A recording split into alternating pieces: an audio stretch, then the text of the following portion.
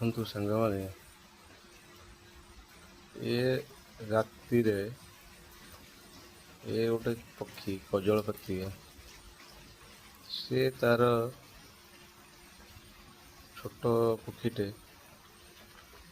ଠିକ୍ ରାତି ଟାଇମ୍ରେ ଆସି ଏଇ ଜାଗା ଉପରେ ବସୁଛି। ଲାଇଟ୍ରେ ଯେଉଁ ପୋକ ସବୁ ଉଡ଼ୁଛନ୍ତି ସେମାନଙ୍କୁ ସେ ଝାମ୍ପି ନେଉଛି।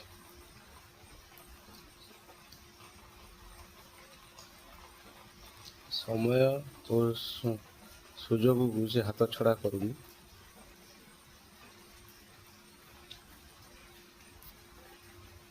ଏହି ଜିନିଷଟା ମୁଁ ବହୁତ ଦିନ ଥରେ ଲକ୍ଷ୍ୟ କରୁଥିଲି। ଆଜି ଭାବିଲି ବର୍ଷା ହେଉଛି, କୁଆଡ଼େ ତ ଯିବାର ନାହିଁ, ଏଇ ଜିନିଷ ଭିଡ଼ିଓ କରିବା, ଆପଣମାନଙ୍କ ସହିତ ସେୟାର କରିବା। ଯଦି ଭଲ ଲାଗିଲା ବହୁ ମାତ୍ରାରେ ସେୟାର କରିବେ, ଲାଇକ୍ କମେଣ୍ଟ କରିବେ।